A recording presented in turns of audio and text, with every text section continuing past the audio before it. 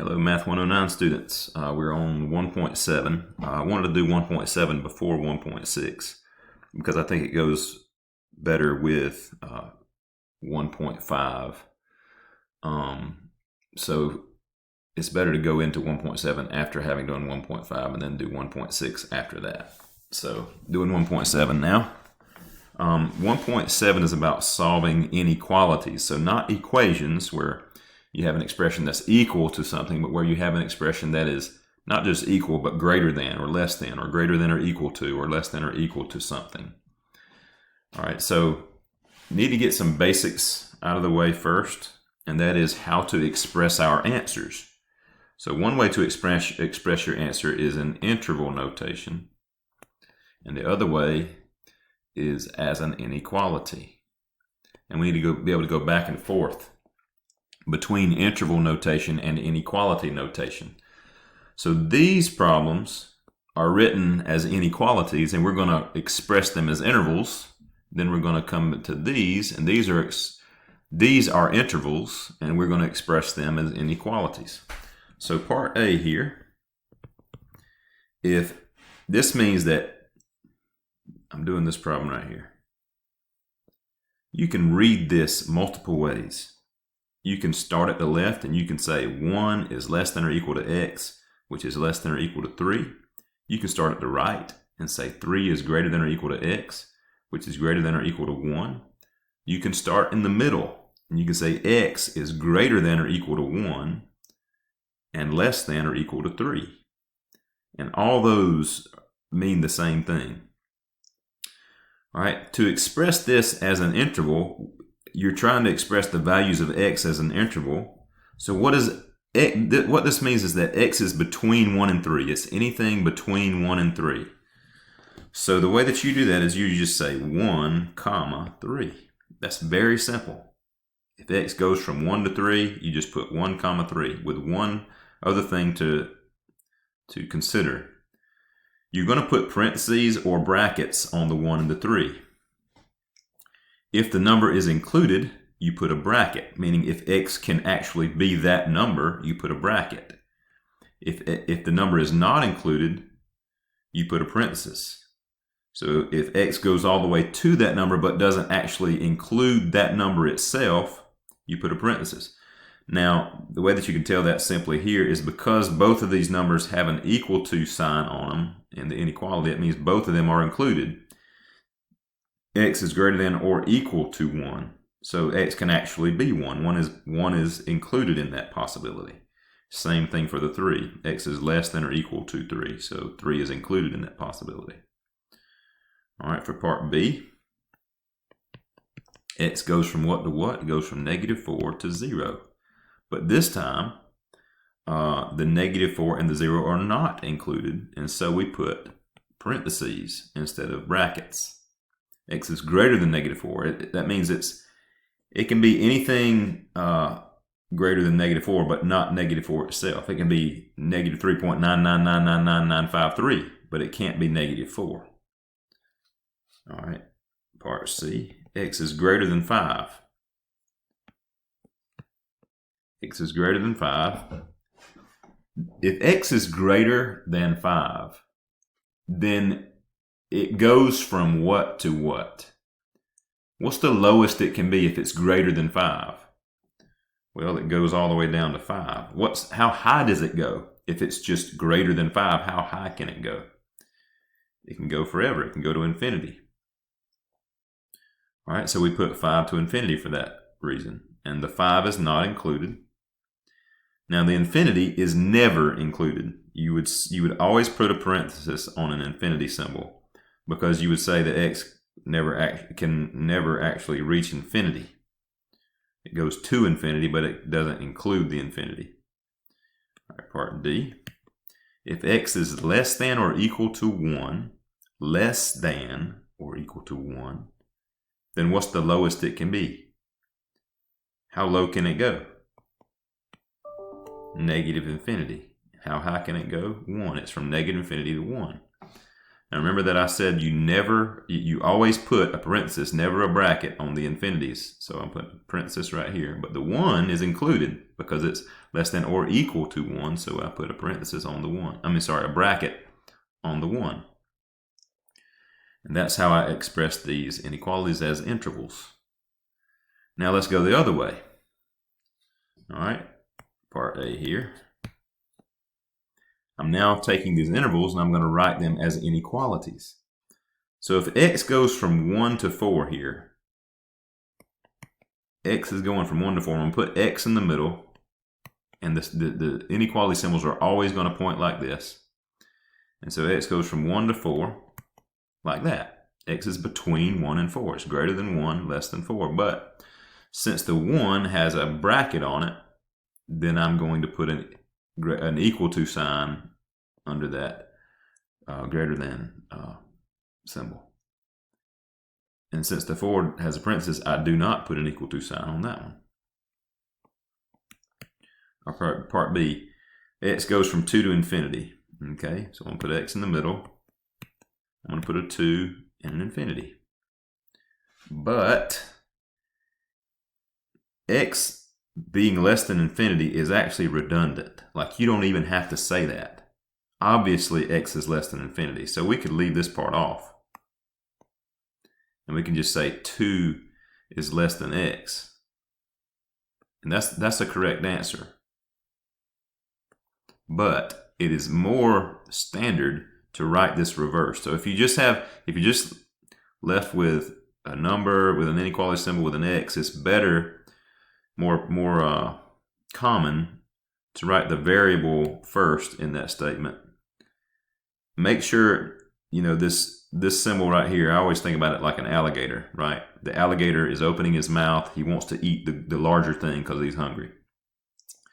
So x is greater than 2. So make sure that your symbol still communicates that. Make sure the alligator is still eating what it's supposed to eat. So it's like this when we write it, when we reverse it. And this would be the best way to express that answer. All right, part C. X goes from 2 to 3. I didn't have enough room to do that. So I'm going to say a 2 and then an x and then a 3. And since both of them have brackets, I'm going to put equal to symbols under both signs there. Part D, x goes from negative infinity to negative 3. Make sure you put an equal to symbol under the one with the negative 3 since it has a bracket. But again, x being greater than negative infinity is obvious and not necessary to write. So we're not going to write that part. So we're just going to say x is less than or equal to negative 3. And since the x is already comes first in that statement, then I can just write it exactly like it is, and there it is. And that's the end of that one. All right, so on these, we are solving these inequalities, just like we solved equations. All right, so I'm going to do exactly what I do to solve equations, where you get the like terms together, you get the x by itself, and then you find the solution for x. But before I solve these, I need to show you something. Would you agree that 4 is greater than 2? Yes, you would agree with that. Well, what if you add 2 to both sides? 6 is greater than 4. Still true. Yep. What if you subtract 5 from both sides? 1 is greater than negative 1. True. Still true. What if you multiplied both sides by 4? That's going to be 4 is greater than negative 4. Still true. What if you divide both sides by 2? 2 is greater than negative 2. Still true. But what if you divide both sides now by negative 2? Negative 1 is greater than 1. That is now false. So how do we deal with that? Anytime we divide by a negative or multiply by a negative, the way that we deal with it is we flip the inequality symbol anytime we do that. We have to flip the inequality whenever that occurs in order to keep this legit. All right. So anytime you divide or multiply by a negative,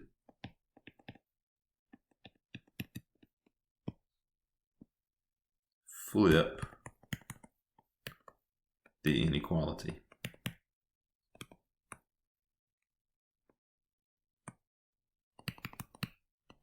Not when you divide into a negative, but if you divide by a negative.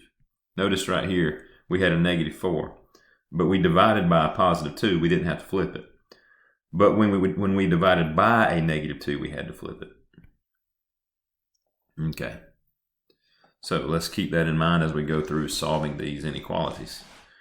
All right, so if I have 4x plus 7 is greater than or equal to 2x minus 3, I'm going to, first, I'm going to move my 2x over here with my 4x. By subtracting the 2x, that gives me 2x plus 7 is greater than -3. Then I get the x by itself by moving the 7. So 2x is greater than -10. Then divide by 2. Notice I'm not dividing by a negative, I'm dividing into a negative. I don't have to flip the inequality, so x is greater than -5. And there's my answer.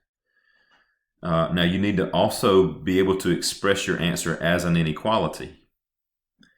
All right, as an interval, because that may be how the answers are laid out in a multiple choice question. So let's convert this to an inequality, to an interval just in case. So if x is greater than -5, that means it goes from -5 to infinity. And so there's the answer as an interval. You also may have answers that show it on a graph. So if we showed this on a graph, here's -5, and we would have a circle right here and a line going this way to represent our answers. I mean, x is everything from -5 on, from -5 to the right. But I put an open circle here on -5 to show that it's not including the -5. If it was an equal to sign and a bracket here, I would have put a closed circle. In other words, I would have put a filled in dot, not an open dot, if that were the case. All right, look at this one. This one's kind of weird, isn't it? It's got 3 sections, not just 2 like we're used to. When there are 3 sections here, a left, a middle, and a right, we're still trying to get the x by itself in its section. So we're going to get rid of everything in here in the middle with the x. We're getting rid of the 2 and the 3 and the -5.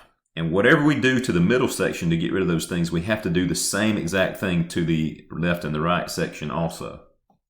All right, so what would I do first? I would get rid of that 2 first by multiplying every section by 2, the middle, and then the left and the right also. So that gives me -2 is less than or equal to 3 minus 5x, which is less than or equal to 18. Then I would get rid of that 3 by doing what?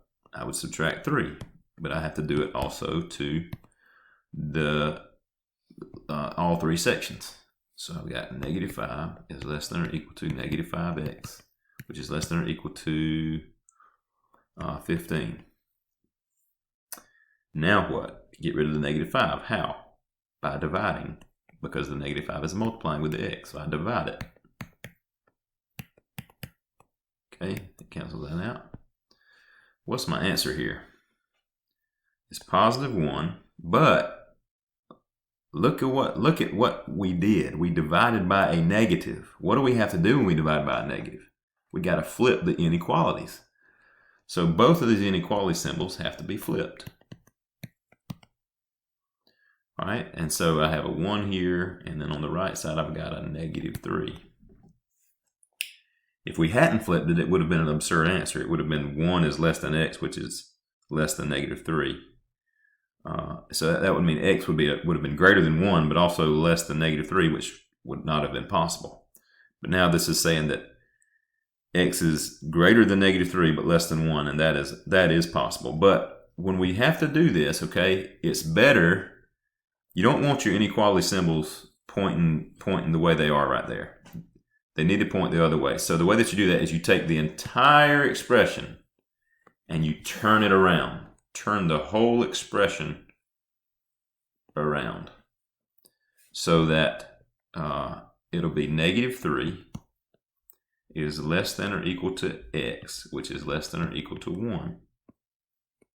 Notice these inequality symbols continued to point and orient themselves, communicating the same thing that they did before we rotated the thing around. The alligator was eating the x, not the -3. The alligator is eating the x, not the -3. The alligator was eating the 1, not the x. So the alligator is still eating the 1, not the x. Okay? All right. We need to also express this as an interval, just in case the answers are that way. So it'll be -3 to 1 with brackets on both. On these, we are solving what's called absolute value inequalities. All right, to solve an absolute value inequality, we have to think about what the absolute value symbols mean. You remember what it means? It means the distance.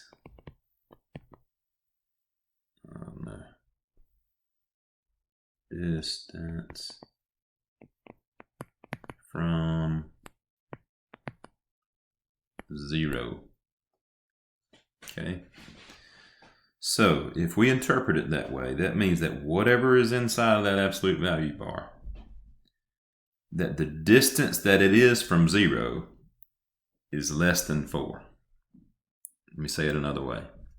Whatever's inside this absolute value bar is less than 4 away from 0. So a lot of times I need to look at these on a number line to get a feel for what that actually means. Okay, here's 0. Okay, we're less than 4 away from 0. So if we're less than 4 away from 0, that means that we can be anywhere in here, right? We can be anywhere in there. As long as we're between -4 and 4, then we are less than 4 away from 0. So that is how I will set up that inequality. I will say that means that x is less than 4 and greater than -4. All right. Or as a interval, you could say -4 to 4 with parentheses. All right, now look at the one on the right here. That's not so bad, is it? The one on the right.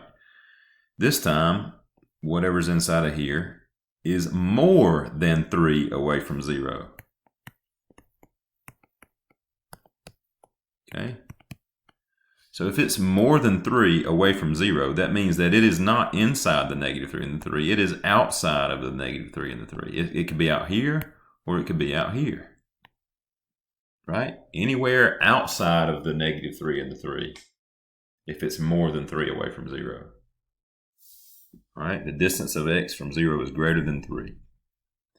So to express this, I'm going to express it as two separate inequalities.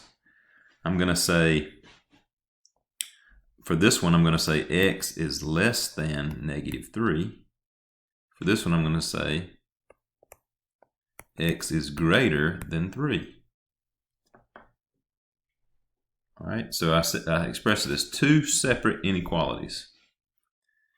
Not as one continuous one like on the previous one, but as two separate ones. And that will always be the case. If your absolute value is less than something, you're going to write that as one continuous single inequality. One compound continuous inequality. But if the absolute value is greater than something, then you're always going to express that as two separate inequalities. Two separate things. All right? Now let me show you how to write that as an interval. Gotta introduce you to a new symbol here. So if you say x is less than -3, that means that it can be anything between -infinity and -3. And I do these parentheses. And then if x is greater than 3, that means it can be anything from 3 to infinity. Again, parentheses. Now, you have to put a symbol between those. It's called a union symbol, and it looks like that. It's like a U with no tail. It's just a little U right there. It means union. It means x is anything from -3 to 3 or 3 to infinity. The union symbol kind of means or, is what it kind of means. All right, if you were to look at this on a number line, look at this one first, -4 to 4. All right, it would look like this. And if you were to look at this one on a number line, it would look like this.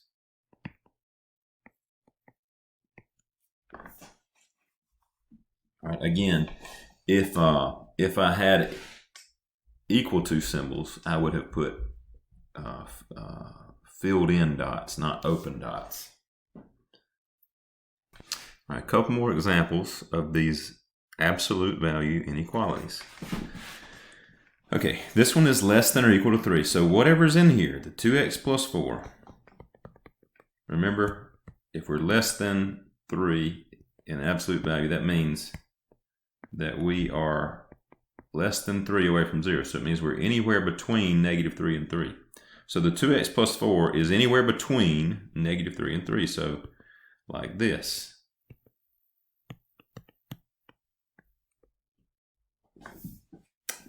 All right, one continuous compound inequality.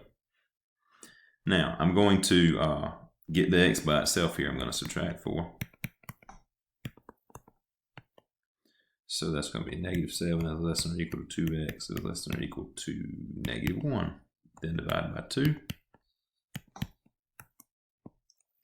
And I get x is greater than or equal to -7/2 and less than or equal to -1/2. Now -7/2, you could write that as -3.5 if you want to, or 3.5. Okay, so this is a good answer. Now let's express it as an interval. We would say -7/2, comma, -1/2. With what? With brackets. And if I were to write this, if this were to be written on a number line, it'd be -7/2 and -1/2. And we would have filled in dots, called closed circles or closed dots. And it would be like that. So the x is anywhere between there, including those dots. All right. And let's look at this one. This one means we're greater than 3. We're more than 3 away from 0. That means we're going to be anywhere outside of the -3 and 3. So 2x minus 5. Let me write that a little bit neater. So 2x minus 5 is going to be here, meaning less than -3, or here, 2x minus 5 is greater than 3. So two separate inequalities. Solve them both. Add 7. 2x is less than 4. Divide by 2. X is less than 2. Add 5. 2x is greater than 8. Divided by 2. X is greater than 4. So x is less than 2, or x is greater than 4. All right, and we will write that as an interval with two separate intervals. So less than 2 means -infinity to 2. Union. Greater than 4 means 4 to infinity. So like this or like this. And as on a number line, it might look like this. 2, 4, open circles, not closed circles. It's going to go this way or this way. All right, let's do a couple of word problems involving absolute value inequalities. So this word problem here, express the fact that x differs from 2 by less than a half as an inequality involving absolute value. So differs, right? Differs. What does that mean? That means subtract. So x differs from 2. The difference between x and 2 is less than a half. That means x could be, right? X could be 2.5, or x could be 1.5, and it would differ from 2 by less than a half.